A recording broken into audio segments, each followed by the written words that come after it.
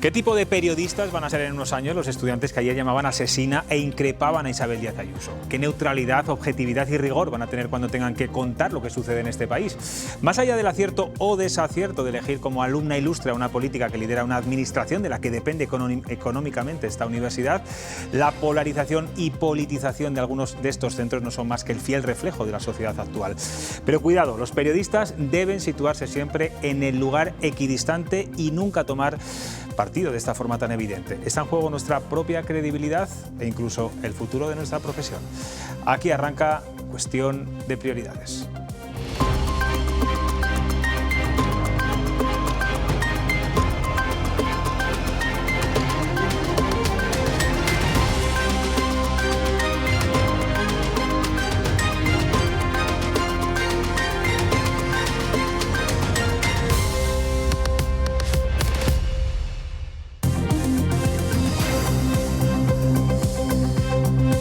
¿Qué tal están? Buenas noches. Ni la inteligencia militar rusa ni grupos ultraderechistas de Moscú. Un jubilado de Miranda de Ebro ha sido el artífice del envío de cartas con material pirotécnico similar a la pólvora que fueron interceptadas a finales de año en la Moncloa, iban destinadas a Pedro Sánchez, y en distintos organismos como el Ministerio de Defensa, las embajadas de Ucrania y Estados Unidos en Madrid, una empresa de armamento de Zaragoza y la base militar de Torrejón de Ardoz. Se trata de un hombre de 74 años, está detenido y varias fueron las pistas que dejaron rastro para llegar a él. Los envíos de las 6 misivas incendiarias se realizaron desde la ciudad de Burgos.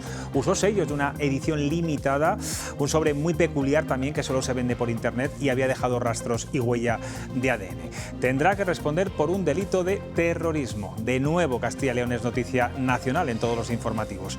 Y si hablamos de lenguaje bélico, hoy la noticia del día es que España está dispuesta a enviar a Ucrania carros de combate Leopard 2, aunque Unidas Podemos, su socio de gobierno, lo rechaza tajantemente. España se une a Alemania, Polonia, Noruega, Portugal y también a Estados Unidos, que enviará una treintena de tanques. La OTAN insiste en que es imprescindible para que Ucrania gane la guerra y más ahora ante la nueva ofensiva rusa. Natalia Fernández, buenas noches. Buenas noches, José Luis. En el caso de España va a tardar un poco en enviar esos tanques porque digamos que no están en muy buen estado. Sí, era la misma ministra de Defensa la que decía que España tendrá coordinación total y absoluta con los aliados y que nuestro país está dispuesto dentro de esa coordinación a enviar los tanques Leopard. Eso sí, no confirma cuántos tanques se van a enviar porque no todos están en buenas condiciones. La inmensa mayoría de los que tienen y podrían en su caso ser entregados necesitan una puesta a punto, cuarto escalón, poner a punto algunos de ellos porque algunos otros están en un estado lamentable. Bueno, pues como decíamos, el socio de gobierno, Unidas Podemos, rechaza en rotundo enviar estos tanques a Ucrania y recurre a esas palabras y a esa petición que hacía al inicio de la guerra de Ucrania, y es que recuperen la vía diplomática. Sí, rechazo rotundo por parte de la formación morada. Ione Belarra pide apostar por la vía diplomática. Dice que la paz nacerá negociando y renegociando y que es ahí donde debería posicionarse España. También la vía diplomática en Europa en la guerra de Ucrania. Muchos expertos nos están alertando de que el despliegue de los Leopard solo contribuiría a la escalada bélica y podría tener una respuesta imprevisible y muy peligrosa por parte de Rusia. Pues en esta batalla, nunca mejor dicho, Pedro Sánchez no va a tener tampoco el apoyo de algunos de sus socios de investidura. Desde Esquerra Republicana y Bildu también se han mostrado contrarios con la idea de enviar tanques a Ucrania. Además, piensan que una decisión así debería pasar por el Congreso de los Diputados y que enviar tanques a una de las dos partes es quitar fuerza a la otra. Les escuchamos. Creo que debería pasar por el Congreso, creo que la diplomacia es imprescindible, no lo digo yo, lo dicen primeros ministros de Europa que lo están intentando. Si se sometiera a votación, ¿usted votaría a favor del envío de los tanques? Yo no. En una situación de guerra como esta, si tú optas por una de las vías, lo que estás haciendo es solapar y quitar fuerza a la segunda vía. Yo creo que es lógico. Votaríamos que no al envío de armamento. Bueno, pues lo tiene muy claro. Los únicos, curiosamente, que sí que van a apoyar al gobierno en esta decisión es el Partido Popular y también el Partido Nacionalista Vasco. De hecho, Cuca Gamarra confía en que España se sume al resto de países aliados que enviarán sus tanques a Ucrania. Dice que el Partido Popular siempre ha sido muy claro en relación a lo que se debe apoyar al pueblo ucraniano. El portavoz de PNV, Aitor Esteban, también apoya el envío de los tanques. Asegura que no se puede estar a medias en una guerra. Esperemos que sea la de sumarnos a aquellos países que están enviando tanques, ya que lo está pidiendo Ucrania, y porque eso significa no dejarles solos, sino asumir que tenemos un papel y una responsabilidad y que debemos afrontarla. El compromiso es total y el envolvimiento en la guerra es completo, por lo tanto no tiene sentido estar a medias. Sí, lo comparto. Bueno, pues hoy el rey Felipe VI ha destacado la apuesta destacada también de España, tanto desde un punto de vista humanitario como desde un punto de vista de apoyo logístico y material armamentístico. Sí, el monarca también se pronunciaba sobre este asunto. Felipe VI ha reivindicado el apoyo que tanto en el plano militar como en el plano humanitario ha brindado España a Ucrania desde que comenzase este conflicto. Sobre la agresión rusa contra Ucrania, sobre las consecuencias humanitarias de la guerra y sobre la integridad territorial de Ucrania. España ha mostrado su apoyo a Ucrania desde el principio, en el ámbito bilateral y multilateral, tanto con el suministro de equipamiento militar como de material humanitario necesario ante los indiscriminados ataques rusos sobre las infraestructuras civiles. La respuesta ha sido muy destacada, demostrando también la unidad de los socios y aliados. Bueno, pues pasamos, Natalia, si te parece, página a este asunto. Nos vamos al ámbito local. Siguen las reacciones a esa propuesta de Alberto Núñez Feijóo para que gobierne la lista más votada. Las críticas de la oposición son diarias. Hoy también han hablado los alcaldes socialistas de Castilla y León. Óscar Puente, el alcalde de Valladolid, ha llegado a decir que le ha pedido a Feijóo que saque las manos de los ayuntamientos. No es el único. Sí, han sido 3 los alcaldes socialistas de Castilla y León los que se han pronunciado sobre esto. Parece que ni a Óscar Puente, ni a José Antonio Díez, ni a Daniel de la Rosa les parece bien lo de la lista más votada. Han tachado la medida de oportunista y le han pedido a Feijóo que deje a los ayuntamientos tranquilos. Les escuchamos. Yo creo que si el señor Feijóo propone algo, lo que debería hacer es proponer que el sistema que rige en los ayuntamientos rigiese para los parlamentos autonómicos y para el Parlamento español, que es donde están los problemas. Que deje a los ayuntamientos tranquilos, que estamos muy bien como estamos. Yo creo que es oportunista, porque imagino que las encuestas que baraja dirá que gana, y entonces, para evitar igual socios incómodos, propone esto, ¿no? Yo creo que hay que ser más coherente a lo largo de la vida y no solamente en función de los intereses momentáneos que tiene cada uno a hacer propuestas. 10.000 votos de diferencia. Pues el Partido Popular, estos que dicen ahora que el gobierno es la lista más votada, primero, dio sus votos a la tercera formación, porque se lo ordenaron estos mismos que están en Génova. El mismo día que soy elegido alcalde por la voluntad mayoritaria de los burgaleses, desde el Partido Popular, desde Génova, anunciaron una moción de censura. Por lo tanto, a mí me parece insultante. Bueno, como ven, Daniel de la Rosa, el alcalde de Burgos, ya utiliza Twitch para comunicarse con los ciudadanos, un instrumento muy moderno para que llegue a la gente joven. Vamos a ver si lo hacen el resto de alcaldes. Voy a presentar a los tertulianos que me acompañan esta noche. Óscar Sánchez, ¿qué tal? Buenas noches. Buenas noches. ¿Utilizas Twitch? No. No, yo soy muy antiguo para esas cosas. Ana Rodríguez tampoco. No. Buenas noches. David Sotela tampoco. Tampoco. Bueno, lo primero que quiero preguntaros antes de abordar otros temas, iba a decir de más calado, pero no, este lo tiene. Imagino que os ha sorprendido, Óscar, que un jubilado de 74 años sea capaz de realizar en su casa este tipo de explosivos. Os voy a leer un titular que pone ABC en su página web. Dicen los vecinos de Pompeyo, el jubilado, el barrio de la Charca de Miranda de Ebro, se preguntan, ¿pero cómo un tío de 74 años va a hacer una bomba? Sorprendente. A mí no me sorprende, ¿eh? Yo, tratándose de un jubilado de Castilla y León, que están... de Castilla y León. Los de Castilla y León tienen más creo que sí, tienen una fuerza especial. Bueno, hombre, un poco de broma, aunque la verdad es que el tema es bastante serio porque podría haber habido una desgracia o muchas desgracias. Entonces, bueno, es serio, pero al mismo tiempo, pues bueno, no deja de ser curioso, ¿no? Que esto venga de una persona, parece ser que por su cuenta y riesgo, es decir, sin ningún tipo de conexión. Sí. Y además, sí, efectivamente, la verdad se ha dicho es que el titular es ciertamente llamativo. Además, a mí me hace especial gracia por el nombre concreto, pero hay una cuestión que a mí me preocupa, ¿no? Y es el hecho de que uno de esos jubilados, como dice Óscar y comentábamos antes con Ana, encuentre una solución a un pensamiento. No sé cuál es el que pudiera haber tenido este hombre con 74 años, que se plasme en el envío de un artefacto explosivo, me da igual a quien sea. A mí eso sí me preocupa, desde el punto de vista de la reflexión como sociedad. El hecho puntual, veremos a ver también en qué acaba la investigación, porque es cierto que el primer momento es los vecinos que dicen, bueno, ¿cómo tal? Vamos a ver qué es lo que, si realmente hay algo o no hay algo, porque, bueno, pues la inteligencia americana la semana pasada hablaba de, bueno, algo tremendo. Botella, y ahora es que el New York Times publicaba hace unos días que eran agentes prorrusos organizados. Pues, oye, a lo mejor es prorruso, no sabemos. Él ha trabajado en el ayuntamiento de Vitoria, ¿no? A lo mejor no sabemos si es prorruso, no tenemos no idea. Lo sé. Pero, hombre, que nosotros esta mañana, pues un poco de chascarrillo. Pues, hombre, este es un jubilado pues que estaba cabreado, enojado y ha dicho, pues me voy a dedicar a preparar bombas. Oye, José Luis, yo no tuit, pero en YouTube seguro que hay algún tutorial para montar bombas y cartas bombas. Seguro, eso seguro, está claro. No sabemos los conocimientos de este señor que se está investigando y veremos a ver qué enlaces tenía, que en principio no tiene ninguno, ni vinculación política, ni con ningún tipo de organización prorrusa. Otra cosa es, como dice Ana, que él fuera un prorruso por sí mismo. Bueno, vamos a cambiar de asunto. ¿Qué os parece que Unidas Podemos no quiera mandar los tanques Leopard 2? ¿Tiene sentido, a estas alturas de la guerra de Ucrania y Rusia, volver a insistir en la vía diplomática? Óscar.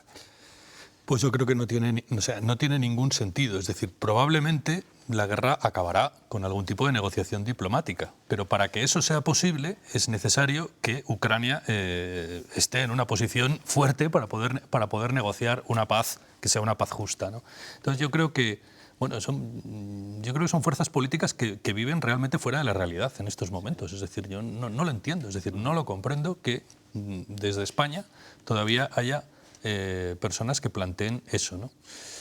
No solamente ellos, como hemos visto, también está Bildu, Esquerra Republicana. Hablaban de que dar tanques o carros de combate, como queramos llamar, a una fuerza supone debilitar a la otra, ¿no? Es que estamos hablando de un ejército de 850.000 en Rusia y un ejército de 200.000 ucranianos, por lo tanto, las fuerzas ni por asomo son equilibradas. Es verdad que Ucrania está resistiendo, lleva recibiendo apoyo militar desde el principio de la guerra, que se va a cumplir ya un año. Es que yo creo que nadie, ni siquiera el propio Putin, pensaba que esto pudiera prolongarse en el tiempo un año. Siguen aguantando y aguantarán. Es verdad lo que dice Óscar, el momento de sentarse a negociar realmente un alto el fuego real y una posible paz.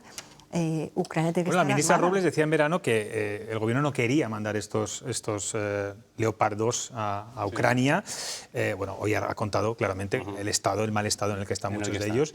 Pero me parece muy interesante lo que decía Aitor Esteban. Es que no nos podemos quedar en esta plena guerra a medias, ¿no? Esto va avanzando, la ofensiva rusa sigue. Sí. Hay una cuestión ahí, José Luis, que a mí me llamaba poderosamente la atención y me indignaba de las declaraciones de la portavoz de Bildu. Decía, es que estamos debilitando a la otra parte.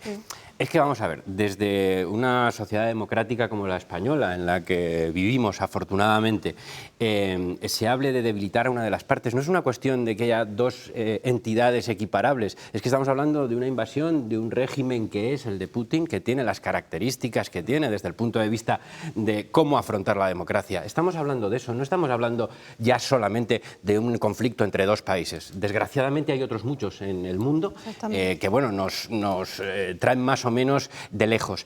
Pero es que lo que estaba diciendo la portavoz de Bildu es que había que defender un posicionamiento de una potencia que ahora mismo es un riesgo no solamente para la integridad territorial de Europa, sino para el modelo democrático de nuestro continente. Y me parece que eso es lo realmente grave. Quiere decir mucho de lo que realmente piensa desde el punto de vista de cómo se entiende la democracia también en nuestro país la portavoz de Bildu, hablando de Rusia. Bueno, vamos a hablar también de la lista más votada, esa propuesta de Feijóo que está teniendo pues bastante rechazo, o voy a decir casi unánime por parte de todos los partidos de la oposición, algún matiz dentro de su propio partido. Óscar, Está claro que si alguien puede perjudicar en estos momentos, aunque es verdad que estamos hablando de futuribles, es también a los alcaldes socialistas, ¿no? En estos momentos de ahí, unión de fuerzas del alcalde de León, de Valladolid, de Burgos. ¿Es oportunista esta propuesta? ¿Debería habérselo pensado mejor el señor Núñez Feijóo? Por supuesto que es oportunista, pero es que yo me niego a comentarla de manera oportunista. Es decir, vamos a ver qué significa realmente esta propuesta. Es decir, lo que dice ahora mismo la ley electoral sobre la constitución de los ayuntamientos es que si hay una mayoría absoluta, queda proclamado alcalde el que tiene el apoyo de la mayoría absoluta. Y que si no hay mayoría absoluta, gobierna el candidato de la lista más votada. Es decir, ¿qué es lo que pretende esta propuesta? Que gobierne la lista más votada incluso habiendo una mayoría absoluta en contra, porque sería el paso siguiente, ¿no? Entonces, que eso es un absurdo total. Es decir, imaginemos que hay un candidato que tiene una mayoría absoluta detrás, formada por varios partidos, que le han votado, vamos a decir, 150.000 personas. Y llega otro y dice, a mí solo me han votado 100.000, pero como soy la lista más votada, tengo que gobernar. ¿En qué cabeza cabe eso? Es decir, es un absurdo. Dentro de nuestro sistema es un absurdo. Y luego, además, es una propuesta que viene con letra pequeña. Que la letra pequeña, para mí, es lo más peligroso. Es decir, para que pueda gobernar la lista más votada, tenemos que quitarle competencias al Pleno, porque si no, ese alcalde luego no puede gobernar. Y entonces eso de quitarle competencias al Pleno significa menos controles, significa ir hacia un modelo mucho más presidencialista en los ayuntamientos. Creo que es realmente peligrosa. Me parece una propuesta no oportunista, me parece frívola, completamente frívola, y bueno, no se la creen ni ellos, eso es evidente, y la verdad es que no sé si merece mucho la pena que la comentemos, ¿no? Pero bueno, es el debate de estos días. Pero sí, sí.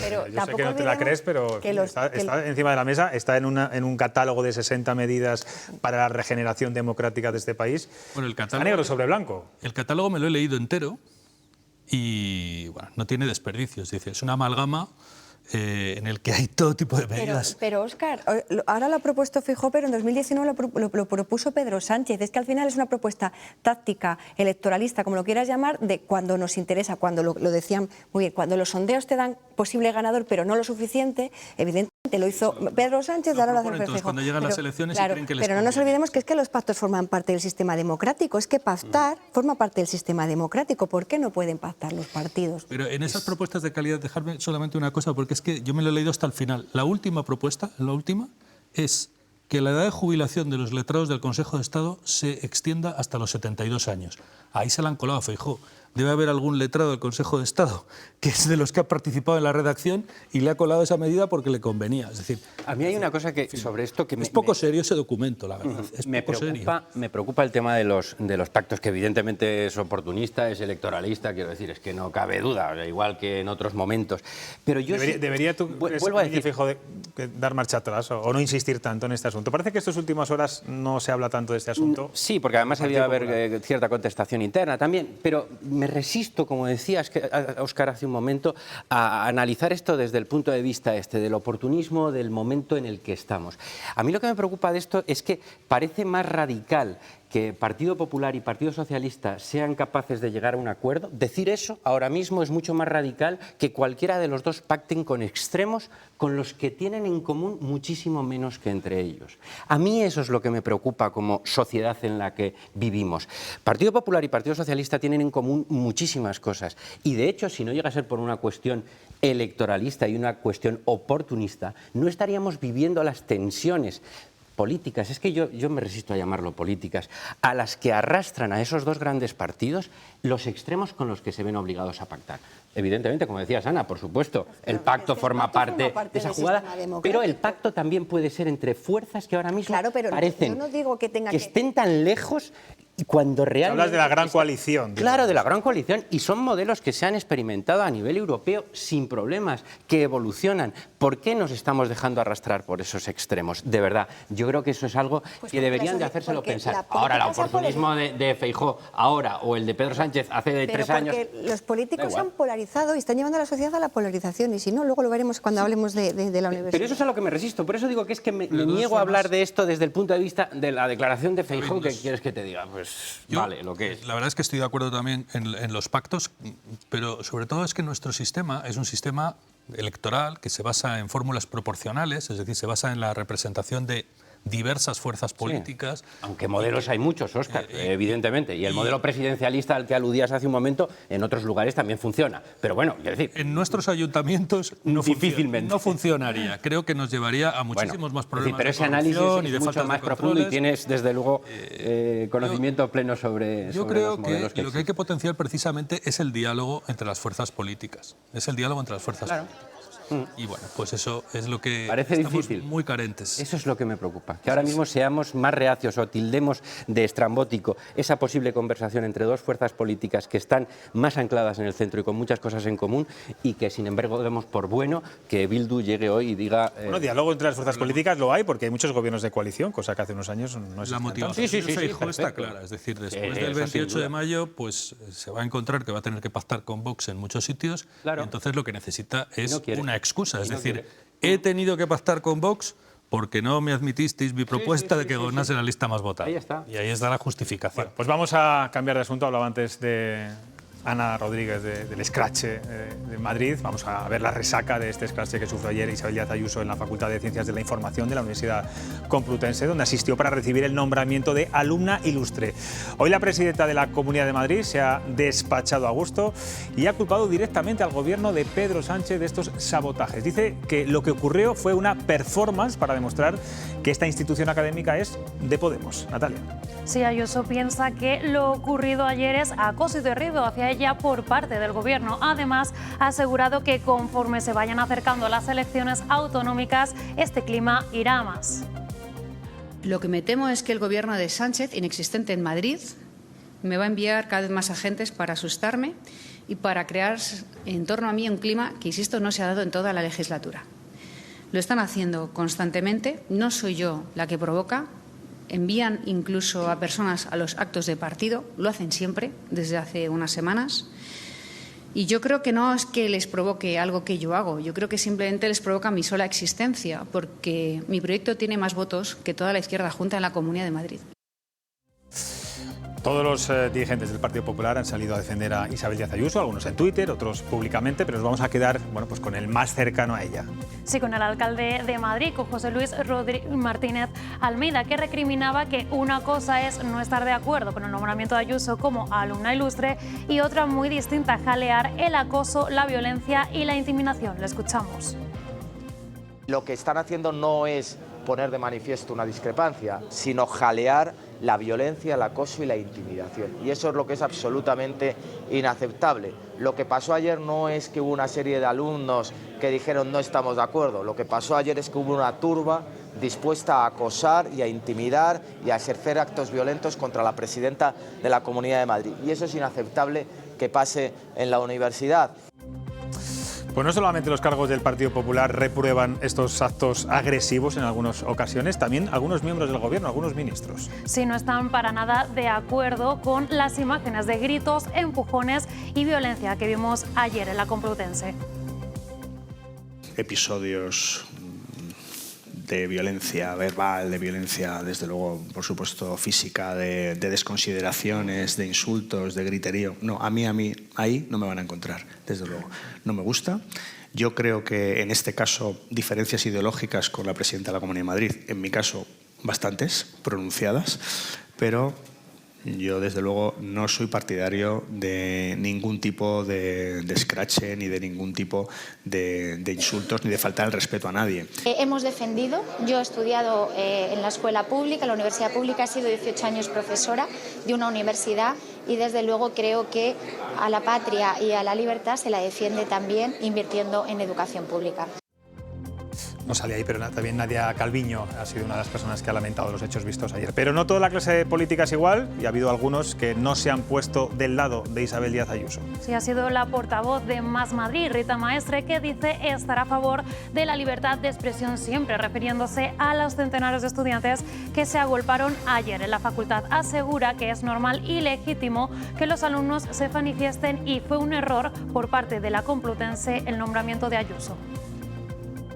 Creo que es normal y legítimo que los estudiantes o cualquiera se manifieste dentro de las reglas, digamos, de convivencia básica y que por parte de la universidad fue un error este nombramiento en este preciso momento casi ya de precampaña electoral. Bueno, pues de esta noticia iba hoy nuestra cuestión del día en Twitter. Vamos a ver el resultado y la pregunta. Ha estado muy ajustado toda la tarde. Pues vamos a ver qué es lo que han contestado nuestros telespectadores. A raíz de lo que pasó ayer, les lanzábamos la siguiente pregunta que van a ver ahora. ¿Es acertado que la Universidad Complutense nombre como alumna ilustre a Isabel Díaz Ayuso? Como decíamos, ha estado muy reñido, pero el 54% ha votado que no se le debería haber nombrado alumna ilustre. Bueno, pues vamos a cambiar de tema, pero seguimos con las terribles consecuencias que está teniendo la aplicación de la ley del solo sí es sí, que estamos abordando estos días en cuestión de prioridades. Hoy conocíamos que este lunes ha quedado en libertad un violador reincidente de alto riesgo después de la revisión de su pena con esta norma. Tiene en su historial una veintena de agresiones sexuales y acaba de salir de la prisión de Ponent en Lleida. Hoy la delegada del Gobierno contra la violencia de género ha revelado que ya se han puesto las pulseras telemáticas a los agresores sexuales excarcelados por esta ley. El 85% de ellos podría llevar estos dispositivos de control. Sí, Victoria Rosell anunciaba hoy que los dispositivos que se han solicitado por orden judicial se encuentran todos instalados. Eso sí, no ha querido detallar el número concreto por seguridad a las víctimas. Sí sirve porque siempre debería estar vigente una orden de alejamiento cuando se excarcela a estas personas. Las órdenes de alejamiento que se imponen judicialmente deben durar, en virtud del Código Penal, entre 1 y 10 años más que la pena de prisión, de manera que cuando se sale de prisión debería estar vigente. Y hoy el ministro Marlaska ha pedido públicamente a la Guardia Civil que les ayude a combatir esta lacra. Sí, reiteraba la importancia de ayudar y proteger a las víctimas y recordaba las escalofriantes cifras de 2022, 49 mujeres asesinadas por violencia machista con un mes de diciembre negro. También hacía referencia a las 7 víctimas que llevamos en lo que va solamente en 2023. Quiero pedir, si cabe, un esfuerzo mayor aún para encarar una lucha que nos tiene particularmente sobrecogidos. Hablo, sin duda alguna, como os podéis imaginar, de la violencia machista. Son 7 las mujeres ya asesinadas en 2023. La última esta misma semana en Valladolid, junto a su hija menor.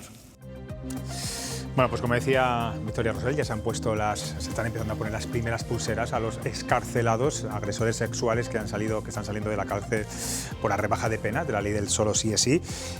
Ana, ¿crees que sirve, como dice Rosell, o esto es un parche, o es la solución, o es media solución?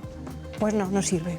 No sirve. No sirve, yo creo que no sirve, que puede ser una medida preventiva, pero no sirve. Algo está fallando en la sociedad en general. No puede ser que estemos a día 25 de enero y haya 7 mujeres asesinadas o víctimas por víctimas de violencia de género. Es incomprensible. O sea, es que estamos entrando en unas... Y una niña de 8. Una niña de 8 años, por amor de Dios. O sea, es que de verdad, la ley del sí es sí, a mí, como periodista que trabajo en medio de comunicación, casi todos los días nos llega una sentencia del TSJ de una audiencia provincial revisando una pena a la baja. Es que eso no puede ser. De hecho, tu agencia Europa Press está haciendo diariamente una actualización de todos los datos. Continuamente, y a mí es que me indigna, o sea, me provoca una rabia que no puedo contener. Hombre, no puede ser. Si nos hemos equivocado en esa reforma, pues demos marcha atrás, pero lo que no pueden hacer es ablandar las penas. Es que no puede ser. Es que de verdad, a diario, continuamente, las audiencias provinciales están rebajando penas a personas condenadas por agresión sexual. O sea, creo que algo está fallando. Ya no sé si es la educación, si somos la sociedad que estamos perdiendo valores. Es que no lo sé, pero algo falla. No creo que la solución sea ni poner las pulseras ni pedir más apoyo a la Guardia Civil, a los cuerpos y fuerzas de seguridad del Estado. Es que no, de verdad, o sea, esto es un verdadero problema de Estado, donde todos tendríamos que caminar en el mismo sentido, de verdad, y unidos, porque es que llevamos 7, es que no se ha cumplido en un mes, y multiplicamos por 12 meses, pues podemos superar las 49 víctimas que se han contabilizado en 2022. De verdad, yo creo que a lo mejor hay que reconocer los errores y dar marcha atrás. Claro, estamos viendo, Óscar, partidos de izquierda como Más Madrid o independentistas como Esquerra Republicana que piden que hay que modificar, que se tiene que modificar ya la ley. El Gobierno no tiene ninguna intención de momento y esto no va a tener fin. El problema es que no sirve de nada modificar la ley. De endurecer las penas, Óscar, podrá servir de algo. Lo que no puede ser es que día tras día, dejadme que lo explique. Años, la ley es un despropósito. La ley es un auténtico despropósito desde el punto de vista técnico. Es una ley bien intencionada, tiene algunas cosas buenas, pero el problema es que está técnicamente muy mal hecha. Es decir, yo creo que no he visto en los medios de comunicación a nadie que explique de verdad lo que significa esta ley, o muy pocas veces. Es decir, en la legislación anterior había dos delitos, un delito de abuso y un delito de agresión sexual. El delito de abuso con menos pena, evidentemente, el de agresión sexual con más. La agresión era para los supuestos en los que había violencia o intimidación. Lo que hace la ley es refunde las dos figuras en una sola, lo llama a todo agresión y evidentemente a esa agresión luego tiene que darle un abanico de penas muy amplio, porque claro, no es lo mismo lo que antes era el abuso que lo que son las agresiones mucho más importantes, ¿no? Entonces, la pena más baja de ese nuevo delito es más baja y a condenados, personas que estaban condenadas por agresión, ahora se les aplica una pena más baja. ¿Cuál es el problema? Que una vez que esta ley ya está en vigor, esa ley se aplica ya retroactivamente a todas las personas que están en la cárcel. Y ahora ya no vale de nada cambiarla, ahora la puedes cambiar.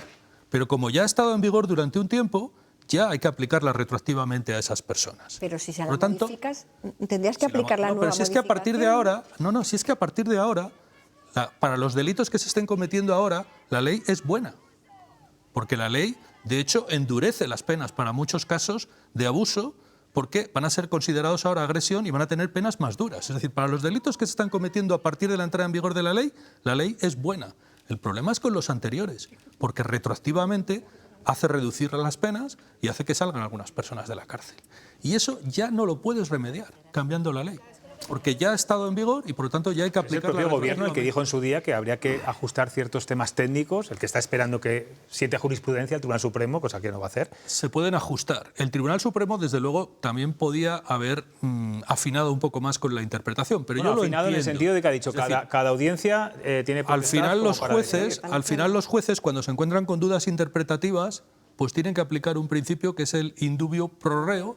Y bueno, pues desgraciadamente eso está llevando a lo que está llevando. ¿Por qué? Porque es una ley que se ha hecho mal. Se ha hecho mal, pero hay una parte que tiene que ver, y me parece genial la explicación, Óscar, que da sobre que si ahora se modifica la ley no va a tener efectos a la hora de evitar... No vas a conseguir que no se escarcelen. Exacto, y no yo creo que es la suficiente... una ministra que ha cometido tal Exacto, error. ahí voy. Esa parte tiene que ver con la responsabilidad de quien ha cometido, no por la buena intención de la ley, que yo creo que no se pone en duda. No, yo de hecho creo que a partir de ahora, es decir, los hechos que se estén cometiendo ahora... Óscar, de promover algo que es algo que genera ese dolor en la sociedad, porque lo ha generado, eso es indiscutible, y que además es calificado por los técnicos, por los profesionales, por los especialistas, de un error garrafal que no viene de la intención, sino de la capacidad técnica. Con advertencias previas, quien está advertencias previas que se han desolvido. Quien está al frente del Ministerio de Igualdad. Es que, y del propio gobierno, me da igual cuál es el grado de responsabilidad, incluso de todo el hemiciclo que en su momento apoyó y votó esa normativa. Parece que no tenemos que leer todo eso. Yo a lo que voy es a la responsabilidad. El dolor evidentemente existe, está ahí y es incuestionable, y ahora todos los parches que podamos ir poniendo, no sé si desde el punto de vista, insisto, como comentabas, si hay un cambio ahora van a tener que seguir aplicando la norma más beneficiosa para el reo o no, qué es lo que va a pasar, pero la responsabilidad política aquí brilla por su ausencia. Sí, sí. Es que es un ejercicio de cinismo de un calibre tremendo. Y además de prepotencia, me preocupa. Es un enroque, es digamos una actitud que yo creo que es de soberbia, de prepotencia, de no reconocer el error. Prepotencia, tú lo y bueno, pues y de culpar a jueces, medios de comunicación, etcétera. Claro, y hablaba de violencia política cuando se la criticó en el Congreso de los Diputados por esta reforma, ella hablaba de violencia política. Oiga. Pues hablando de violencia política, ¿fue violencia política lo que vimos ayer en vuestra facultad? David y Ana estudiaron en la Facultad de Ciencias de la Información de la Complutense.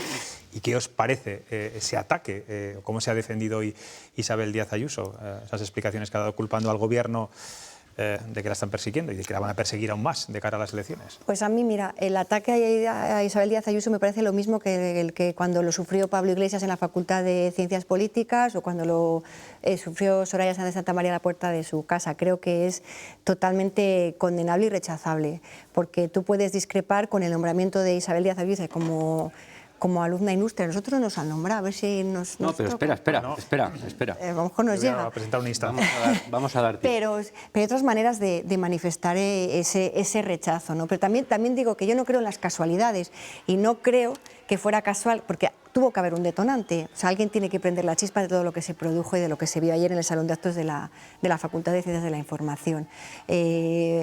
Por eso digo que no creo en las casualidades, ¿no? O sea, no sé si toda esta gente son estudiantes de periodismo. Yo lo dudo.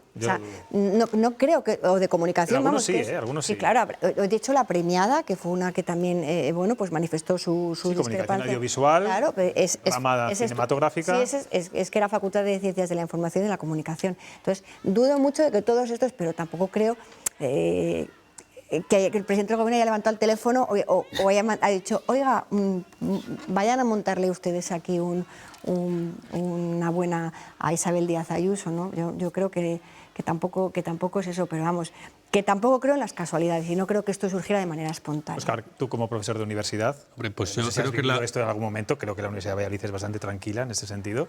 En esto yo creo que somos incluso ejemplar, yo diría, ¿no? Porque se habla de tolerancia en la se universidad, hacen muchos pero también actos se habla de con gente libertad de muy expresión. ¿Dónde distintas. llega la tolerancia, la libertad de expresión, esos límites? Porque, claro, Pues yo hay creo mucha que la, gente ha defendido a estos chavales. universidad tiene que ser un sitio muy abierto. O sea, mi opinión es que tiene que ser incluso a veces excesivamente abierto. Es decir, si tenemos que pecar de algo, es de dar cabida Pero a todo tipo de pecar ideas. de estas situaciones, de estas imágenes. Esto no, me refiero a dar cabida a todo tipo de ideas. Por lo tanto, no realizar este tipo de actos que yo creo que rayan directamente con la violencia, ¿no? Pero bueno, también voy a decir una cosa, estoy en contra de ciertos reconocimientos y ciertos premios a los políticos en las universidades. Estos nombramientos de doctor honoris causa, estos nombramientos de alumno ilustre, etcétera, etcétera, sobre todo a los políticos jóvenes, porque no sabemos lo que puede suceder en el futuro. Y luego pasa como aquella universidad que nombró doctor honoris causa a Mario Conde, y ya sabemos luego lo que pasó con Mario Conde.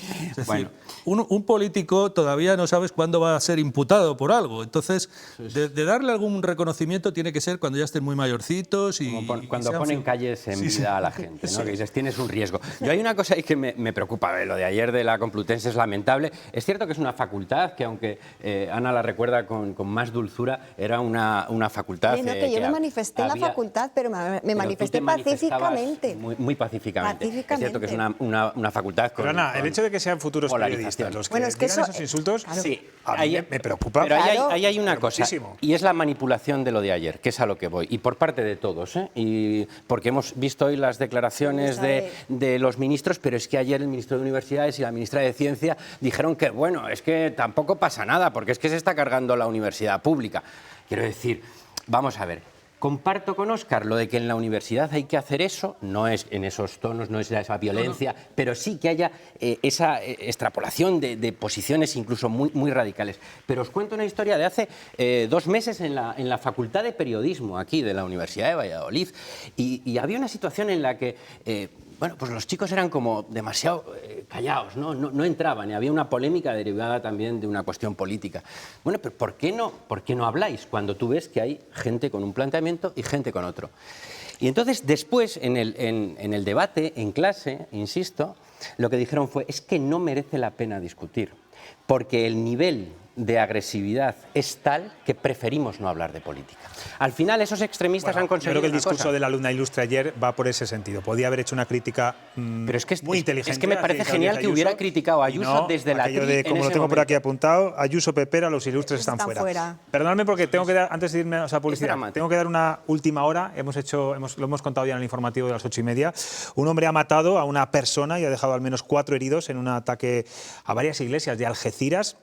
La Policía Nacional le ha detenido al atacante, poco después del suceso, y la Fiscalía y la Audiencia Nacional lo asume como un presunto ataque terrorista. ABC publica que puede ser un ataque también incluso yihadista. Se trata, lo tengo por aquí apuntado, el fallecido es un sacristán, el sacristán de la iglesia de San Isidoro de Algeciras, que ha muerto fuera del templo. Si tenemos cualquier otro tipo de información, o si se confirma finalmente que es un ataque terrorista o yihadista, le informaremos a lo largo de Cuestión de Prioridades. Nos vamos a ir a publicidad. A la vuelta no se vayan porque vamos a hablar con el presidente del CERMI. Es una asociación que ha luchado muchísimo durante bastantes años para que los políticos quiten de la Constitución el término disminuido para que coloquen otro, bueno, pues mucho más adaptado a la sociedad, que es el de personas con discapacidad. Y no va por mal camino. Hoy PP y PSOE han conseguido un acuerdo. Enseguida volvemos.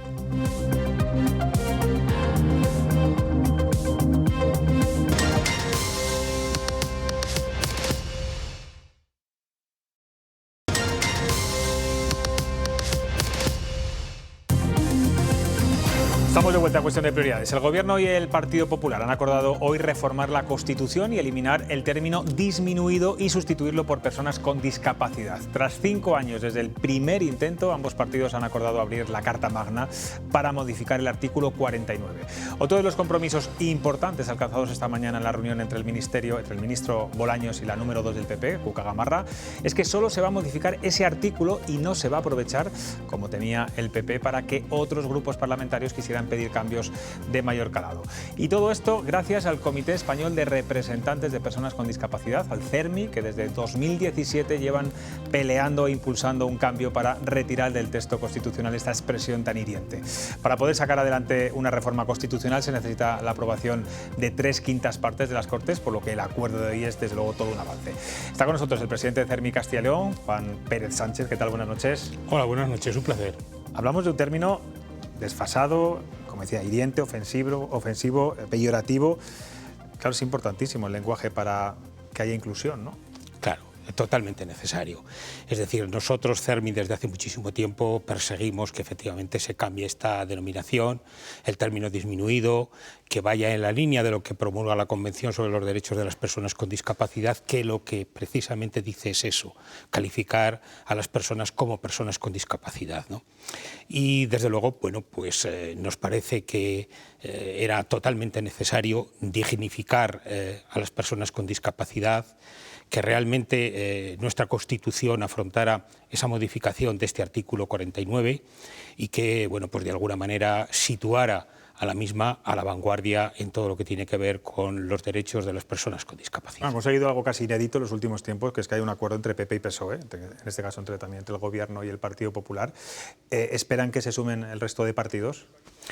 Bueno, realmente nosotros lo que hemos trabajado de una manera muy decidida es con los dos grandes grupos políticos, evidentemente, porque si ellos se ponen de acuerdo, pues evidentemente ya hay mayoría suficiente para ser aprobado.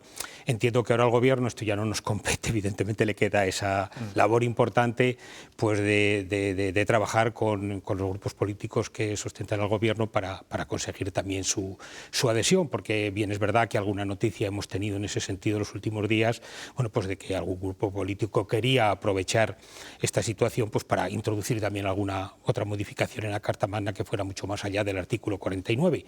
El compromiso adquirido hoy efectivamente entre el ministro de Presidencia, el señor Bolaños, y la número 2 del Partido Popular, la señora Gamarra, va en la línea de efectivamente modificar el 49 y solo el 49. Claro, eso le da cierta tranquilidad, entiendo, señor Pérez, porque si se abre ese melón y se modifican otros artículos de la Constitución que están en debate actual estos días, eso retrasaría aún más los cambios legislativos y el cambio de esa denominación, de ese término, ¿no? Claro, efectivamente. Eso entraríamos seguramente en un proceso que significaría mucho más lentitud y bueno, pues entraríamos en una dinámica totalmente diferente, ¿no? Entonces, bueno, pues vamos a ver si efectivamente esto se puede llevar a cabo y se puede llevar a cabo además de una manera rápida. Hoy el partido del Gobierno dice que ellos querrían o quieren, lógicamente, asistir a este proceso de modificación con una mayoría amplia, con una mayoría absoluta, si fuera posible. Bueno, pues vamos a ver, pero de momento nosotros estamos bastante contentos porque al menos, insisto, por un lado se ha producido esta reunión y además de manera satisfactoria.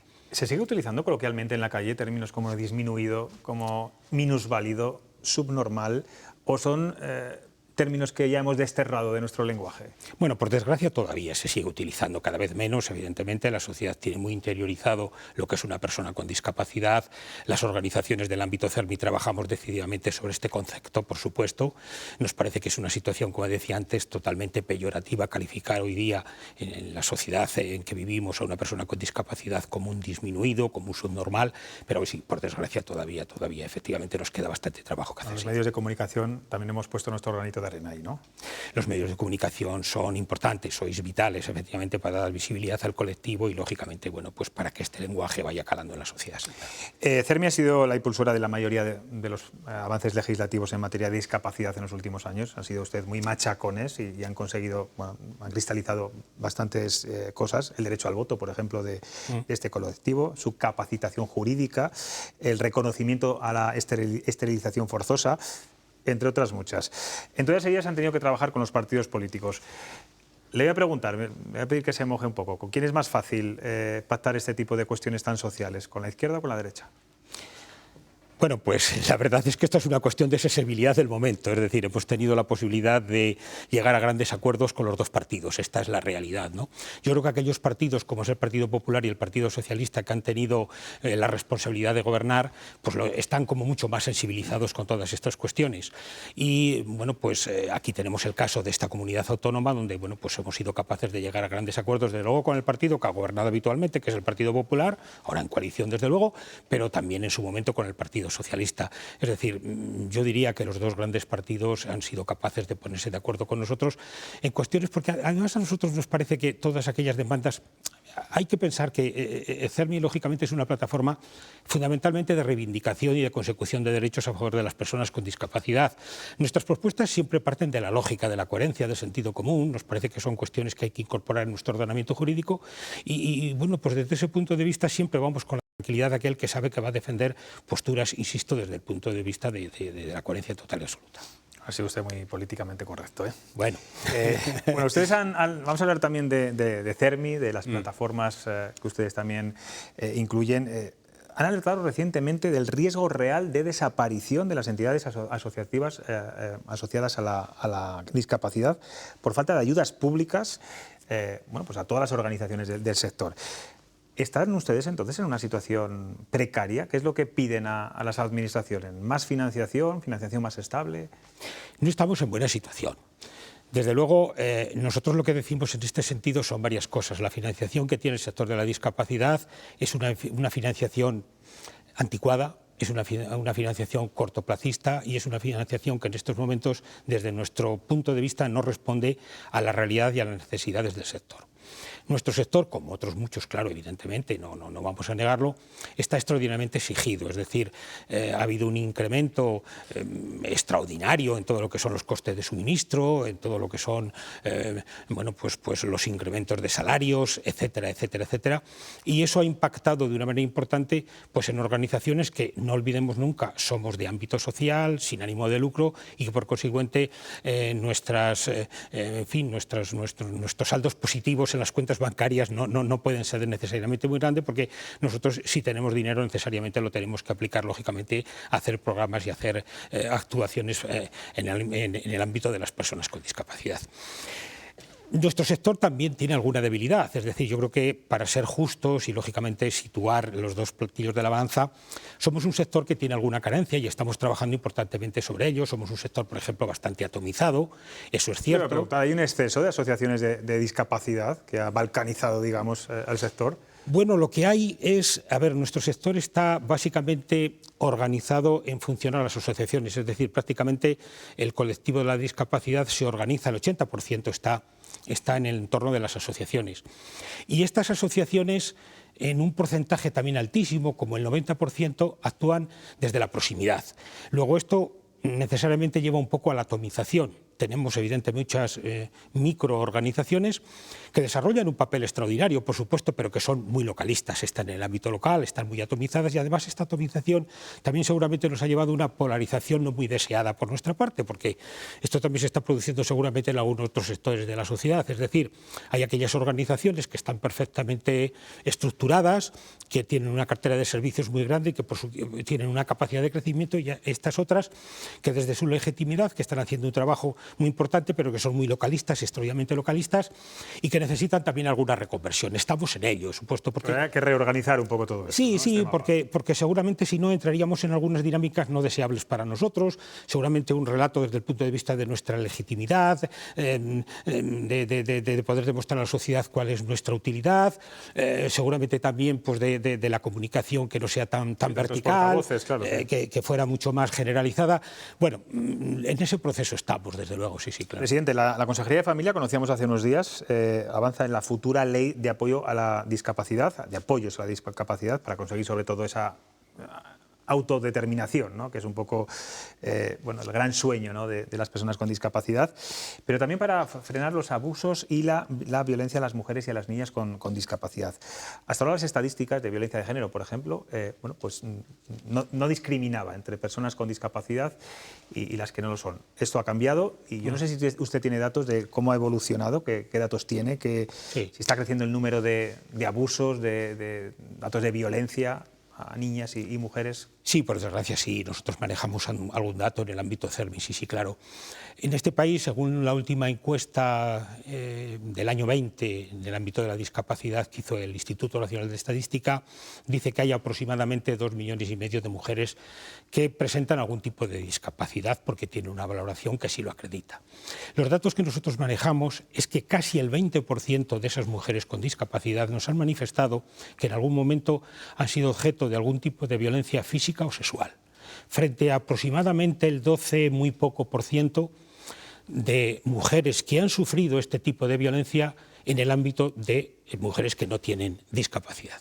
Y esto, desde luego, a nosotros nos lleva a alguna conclusión, es decir, que las mujeres que sufren, mujeres con discapacidad que sufren este tipo de violencia, en mayor porcentaje, en mayor número, pues puede ser debido a algunos factores, desde luego, bueno, pues a un elemento de una mayor vulnerabilidad desde el punto de vista social, desde el punto de vista económico también, pero también porque la mujer con discapacidad sigue siendo una mujer estigmatizada, es mujer, tiene discapacidad, en algunos casos se añade algún otro elemento que es demoledor, que es el medio rural que siempre es mucho más hostil, que ofrece muchas posibilidades, muchas menos oportunidades de formación, de información, de desarrollo, etcétera, etcétera.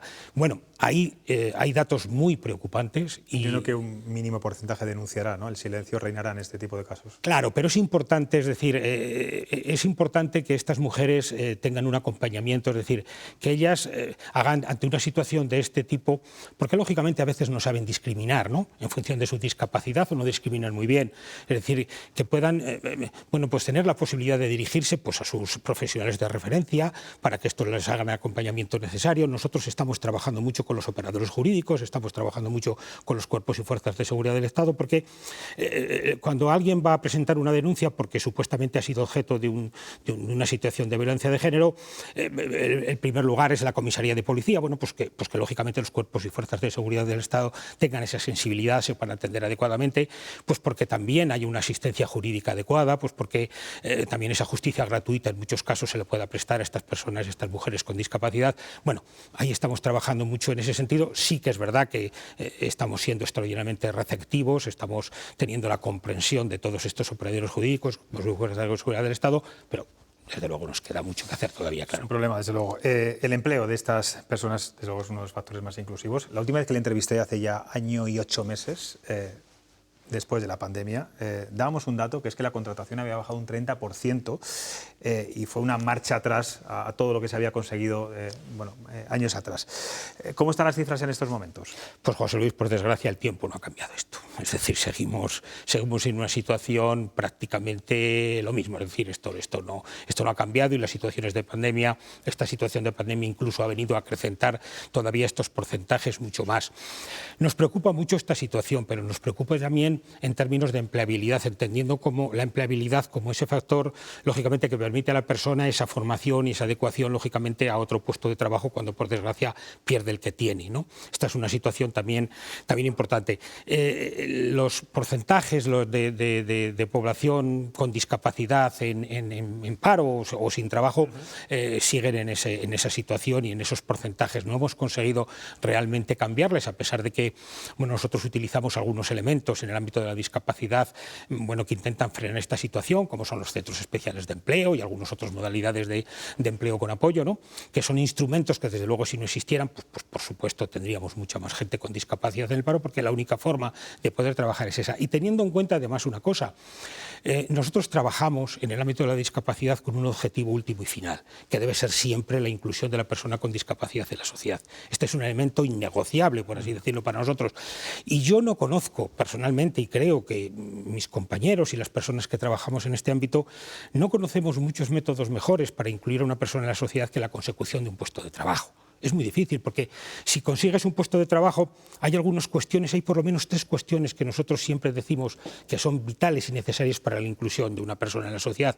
Una, que a través de un puesto de trabajo hay un contrato, es decir, eres fuente de derecho como consecuencia de una relación contractual, tienes tus derechos, tienes tus obligaciones. 2, tienes una independencia económica, producto evidentemente de tu salario. Y 3, tienes lógicamente la posibilidad de que esa persona con discapacidad carente normalmente de una relación personal y de una afectividad, pues lógicamente esa relación social se incrementa. Y la responsabilidad que supone tener un trabajo, que también es importante para ellos. Tengo aquí a 3 tertulianos que también le van a hacer alguna pregunta. Pues será un placer. David. Muy buenas noches y, en primer lugar, enhorabuena por todo su trabajo y también por lo que representan, porque la verdad se ha dicho es que creo que también esa representatividad es importante. Y quería preguntarle por un tema muy concreto que ha tocado tangencialmente cuando hablaba del tema de la igualdad, y es algo que se repite en sus manifiestos, en sus acciones formativas, y es la situación en el medio rural. Yo por lo que quería preguntarles, ¿cómo estamos? ¿Cuáles son las especificidades que existen en el medio rural para que sea una de sus preocupaciones? Y, por ende, ¿qué es lo que hace falta para que esa situación de la discapacidad en el medio rural mejore en esta comunidad nuestra, que evidentemente está marcada por ese territorio? Pues hacen falta varias cosas, yo creo. En primer lugar, claro, el medio rural, como decía, es mucho más hostil porque ofrece para todo el mundo muchas menos oportunidades, lógicamente para las personas con discapacidad también. Hay que pensar que aunque un porcentaje importante de la actividad de las entidades del ámbito de la discapacidad desarrollamos nuestra actividad en el medio rural, es un porcentaje importante, pues se concentra mucho también en las capitales de provincia, en los núcleos poblacionales más grandes, porque lógicamente, a ver, la intención siempre es llevar los servicios allá donde estén las personas, pero claro, no siempre es posible, porque lógicamente hay procesos de adecuación, incluso de rentabilidad, que aunque somos organizaciones del ámbito social, también lo tenemos que mirar. Eso, desde luego, va a ocurrir siempre, pero también necesitamos políticas decididas en ese sentido. Y nosotros, en estos momentos, estamos trabajando con la Consejería de Familia, que es muy sensible, justo es reconocerlo también, en algunos programas para acercar nuestra actividad al medio rural. Por ejemplo, hay algunos programas importantes, como puede ser la atención de las personas que están desahuciadas, que están en una situación ya de extrema gravedad como consecuencia de un problema de salud, para que realmente puedan ser atendidas hasta el último momento en aquel lugar donde nosotros siempre queríamos terminar nuestra vida, ¿verdad?, que es en nuestra propia casa. Pero también estamos trabajando en algunas cosas muy importantes, como pueda ser luchar contra algo extraordinariamente terrible, que es la soledad no deseada, ¿no?, que también nos la encontramos mucho en el medio rural, que también, bueno, pues lógicamente es una situación que se produce. Y también ahí hay programas que estamos intentando trabajar con la administración regional, muy específicos para acercar esa posición. Y luego, pues esta vocación cada vez más importante, como decía, de muchas de nuestras entidades para acercar los servicios allá donde están las personas, que creo que realmente es lo necesario. Todo eso usted lo ve los fines de semana, que me cuesta que va a un pueblo de Salamanca, de la Sierra de Francia, en concreto las Casas del Conde, donde se puede percibir perfectamente esa soledad. Así es. Ana. Buenas noches, Juan, y enhorabuena por ese trabajo que Gracias, hacéis. Ana. Que cada día. Enhorabuena también por haber conseguido que PP y Partido Socialista se hayan puesto de acuerdo para eliminar la palabra disminuido, pero me imagino que ahora hay que educar todavía un poco a la sociedad, porque disminuido, retrasado, mongólico, pues lo seguimos oyendo, por desgracia, ¿no?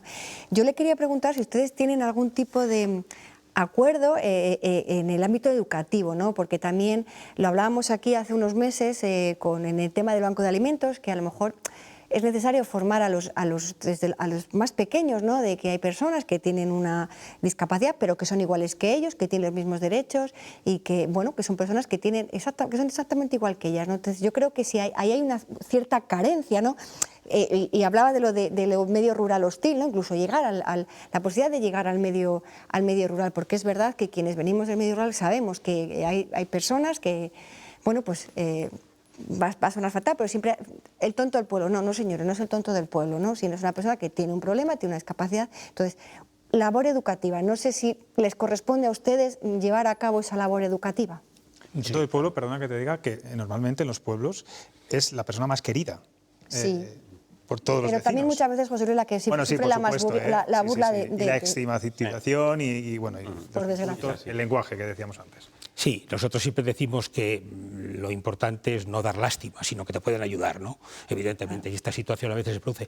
Pero bueno, intentando responder a la pregunta que me formula, sí, efectivamente es cierto. Somos conscientes de que en estos estadios, en fin, de educación primaria y tal, cuando se está forjando la personalidad de una persona, en fin, es cuando hay que actuar, ¿no? Ahí hay programas bastante concretos y hay actuaciones que hacemos a través de la propia consejería, en este caso de educación. Una cosa que se produce en el ámbito escolar y en la atención temprana y que producimos a través de los colegios de educación especial, que existen también, es decir, donde es esa posibilidad que tienen los padres cuando se enfrentan a la situación de escolarizar a un hijo con necesidades educativas especiales, la libre elección, por supuesto, que es un derecho constitucional de poder decidir si se lleva a su hijo a un un colegio de educación especial o a la educación ordinaria con los apoyos necesarios, que esa es una cuestión no resuelta de momento. Pero ahí nosotros lo que estamos haciendo con muchísimo éxito son algunos programas donde los niños que cursan sus estudios, que están escolarizados en centros normalizados, entrecomillemos esto, acuden lógicamente a los centros de educación especial, a los colegios de educación especial y comparten con ellos pues muchas jornadas, muchas sesiones formativas, etcétera, etcétera, porque de esa manera conocen de primera mano lo que es una situación de discapacidad, ¿no? Es decir, ellos empiezan a comprender que estas personas que tienen delante, pues evidentemente, bueno, pues tienen alguna dificultad que no les impiden relacionarse de la misma manera que ellos se relacionan pues con sus amigos y con sus compañeros en estos otros centros. Pero nosotros queremos ir más allá, es decir, nuestra intención en este sentido, porque así lo dice la propia Convención y estamos decididos a ello, la LOMLOE, que es la última gran ley, bueno, que no viene a resolver de alguna manera en su totalidad esto, pues lo que decía cuando intentaba dar respuesta a esta situación es que daba un plazo de 10 años, a nosotros nos parece totalmente insuficiente, para que los colegios normalizados dispusieran de las dotaciones tanto económicas, como humanas, como materiales necesarias, para que estos niños con necesidades educativas especiales pudieran cursar, si así lo deseaban, sus estudios en estos centros normalizados, insisto, con los apoyos necesarios. Siempre teniendo en cuenta que habrá un porcentaje de alumnos y de niños que va a ser prácticamente imposible que puedan acudir a estos centros normalizados, porque en función de su pluridiscapacidad necesitan una atención extraordinariamente personalizada. No olvidemos que nos encontramos con niños, yo que sé, pues con una parálisis cerebral que necesariamente tienen que estar conectados a un respirador o que son alimentados por una sonda nasogástrica. Evidentemente eso va a ser muy difícil. Bueno, pero será un porcentaje mínimo. El resto, efectivamente, nuestra aspiración es esa. Ese es el deseo. David. Perdón, Óscar. Bueno, yo me sumo a las felicitaciones de mis compañeros de mesa y bueno, quería un poco partir de la base de que la atención a las personas con discapacidad es una competencia que forma parte de los servicios sociales, que son competencia exclusiva de las comunidades autónomas, y se ha hecho alusión anteriormente a la ley de apoyos que está en estos momentos en proceso de elaboración, y precisamente sobre esa ley el Consejo Económico y Social de Castilla y León ha hecho público su informe previo el mes pasado, donde pues señala algunos motivos de preocupación, ¿no? Uno de ellos es que algunos de los términos, de los conceptos que aparecen en la ley son excesivamente vagos, excesivamente inconcretos, y eso puede llevar también a una inconcreción sobre los servicios que se van a prestar. Por ejemplo, el servicio de asistencia personal, que va a ser uno de los servicios más importantes, ¿no? ¿Hasta qué punto va a llegar a todas las personas o solamente a aquellas que tengan una declaración de dependencia? Yo creo que ese es un tema que debería de aclararse, ¿no? También la falta de un plan estratégico, es decir, la ley actual, la ley de igualdad de oportunidades que se aprobó en el año 2013, obliga a la Junta de Castilla y León a aprobar un plan estratégico de atención a las personas con discapacidad, y el último plan se aprobó en el año 2017 y duró hasta el año 2020, y desde el año 2020 pues estamos sin ese plan estratégico, ¿no? Por tanto, yo creo que es muy importante el cambio de las palabras, muy importante el cambio de paradigma. Yo creo que esta nueva ley da un paso muy positivo en la medida en que cambia ese paradigma y pasamos a hablar sobre todo de promocionar la autonomía de las personas con discapacidad, pero aparte de las palabras yo creo que se necesitan también hechos. No sé qué es lo que opinará usted. Sí, brevedad. Sí, efectivamente. Bueno, el CES como órgano propio, efectivamente la Junta ha emitido 2 informes que afectan al ámbito de la discapacidad muy recientemente, y digo esto porque a veces se tienden un poco a confundir en algún medio de comunicación que no será este, porque están ustedes muy bien informados. Desde luego sí que se ha producido, es decir, por un lado lo que será la futura ley residencial, que efectivamente se ha producido, y por otro lado lo que es un proyecto pues un proyecto de vida de las personas con discapacidad, es decir, a lo largo de toda su vida, ¿no? Donde efectivamente hace algunas observaciones en ese sentido. Ha hecho alusión, veo que está muy bien informado, efectivamente fuimos la primera comunidad autónoma que promulgamos en el año 13, también lo ha dicho muy bien, la primera ley de igualdad de oportunidades sin dotación económica. Fue como, bueno, pues algo que efectivamente luego nos ha tocado efectivamente trabajar y tal, ¿no? Tenemos un plan estratégico que estamos revisando en estos momentos, efectivamente, al que ha hecho alusión, finalizó, y en estos momentos efectivamente estamos revisando ese plan estratégico para poner un poco negro sobre blanco y sobre todo adaptarlo a la realidad del momento, que es muy cambiante, porque la sociedad es extraordinariamente cambiante. Pero, en definitiva, lo que decimos CERMI, muy claramente, y esto pues yo creo que está bastante interiorizado también en la propia Consejería de Familia y Igualdad de Oportunidades, que es nuestra consejería de referencia, evidentemente, ¿no? Por así decirlo, nosotros vamos a un modelo de atención centrada en la persona. No, esa política de café con leche para todos no nos vale, porque lógicamente cada persona con discapacidad, esto es un poco como los cuadros, es decir, un pintor puede pintar muchos cuadros, pero ninguno será igual, ¿no? Es decir, cada uno tiene sus propias necesidades. No es lo mismo, la discapacidad es muy diversa. Las necesidades que pueda tener un invidente son totalmente distintas a las que pueda tener una persona con discapacidad física, una persona con una parálisis cerebral, una persona con autismo, una persona con una situación de salud mental, etcétera, etcétera. Entonces, esa es la cuestión, es decir, hay que ir a una atención central de la persona. Hay que ir a desarrollar de manera importante también la figura de la asistencia personal, que la figura de asistencia personal es una figura reconocida en la denominada ley de dependencia, pero que lógicamente ha carecido de dotación económica y bueno, pues ha estado ahí. La figura del asistente personal muy desarrollada ya en esta comunidad. Somos la segunda comunidad de España que tiene formadas a más personas en asistencia personal. La asistencia personal es la figura de esa persona que ayuda a facilitar y a incluir a la persona con discapacidad en la sociedad y que le ayuda lógicamente en algunas tareas totalmente necesarias. Esta figura, por supuesto, tiene mucha más aplicación en unas discapacidades que en otras, pero por ejemplo, la discapacidad física está trabajando extraordinariamente bien. Los compañeros de Perdí, discapacidad física, lo están haciendo magníficamente bien en este sentido y hay que reconocerlo y felicitarles, y algunos otros también, y están desarrollando y formando a mucha gente de esta manera, ¿no? Luego, bueno, son algunas de las cuestiones, en fin, apuntadas que desde luego son necesarios desarrollar. Tenemos que terminar. Juan Pérez, gracias por estar en Cuestión de Prioridades. Le insisto, enhorabuena por haber conseguido un imposible, que es que PP y PSOE en estos tiempos lleguen a un acuerdo, al menos es un principio de acuerdo, y mucha suerte y ojalá ese cambio del artículo 49 se haga cuanto antes. Gracias por estar aquí. Pues muchas gracias a ustedes por hacernos visible la discapacidad. Claro que sí. Un placer. Hoy eran noticia. Bueno, miércoles y son las 11 menos 20 y Soraya Lázaro ya nos pide paso para contarnos las noticias más curiosas que ha visto esta semana en las redes sociales.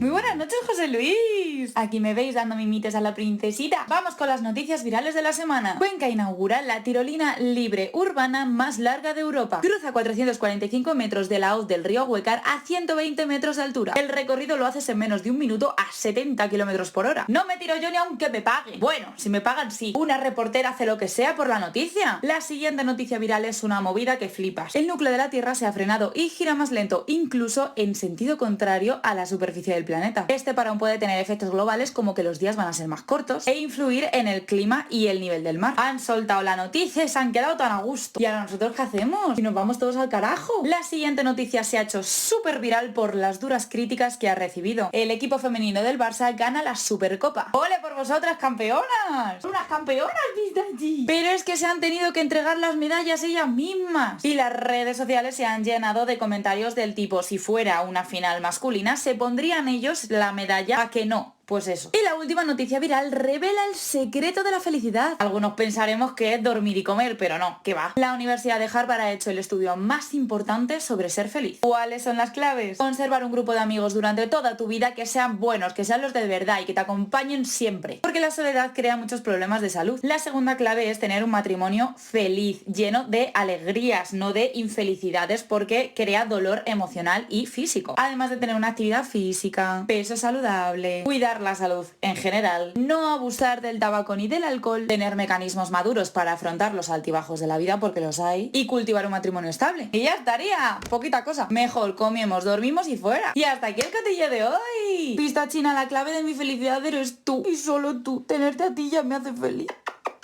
Nosotras nos quedamos por aquí bichando por las redes sociales y la semanita que viene os lo contamos todo.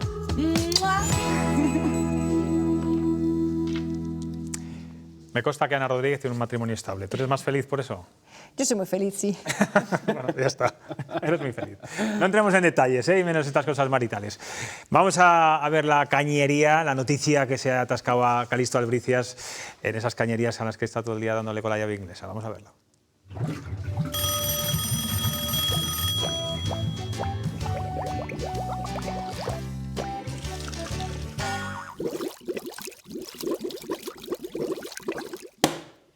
Hay cosas desconcertantes, atascando las bajantes. Hemos conocido las señales nuevas de tráfico aprobadas por la DGT, que siempre atenta a la lucha contra los estereotipos de género, ha sustituido el ciervo con cuernos, macho, por la silueta de un suído, que vale tanto para un jabalí como para una jabalina. Fluye la actualidad en nuestra comunidad. Pues yo no me había dado cuenta, desde luego, de los cambios de... Sí. No, de las señales. Por cierto, vamos a recuperar la última hora que les dábamos hace un momento. Un hombre ha matado a otro, a un sacristán, en una iglesia en Algeciras, ha herido a otros 4. El atacante, un hombre de origen magrebí, ha sido detenido y se encuentra ahora mismo bajo custodia policial. El ataque se ha producido al grito de Alá y, según fuentes jurídicas, el atacante ha acabado con la vida de, pues, como decía, de una persona y ha herido a otras 4 en sus ataques a varias iglesias de la localidad de Algeciras. Con esto terminamos. Óscar, gracias por estar aquí como siempre. Gracias. Ana Rodríguez, David Frontela. Gracias. Mañana nos vemos de nuevo a las 9:25 de la noche. Descansen y disfruten. Adiós.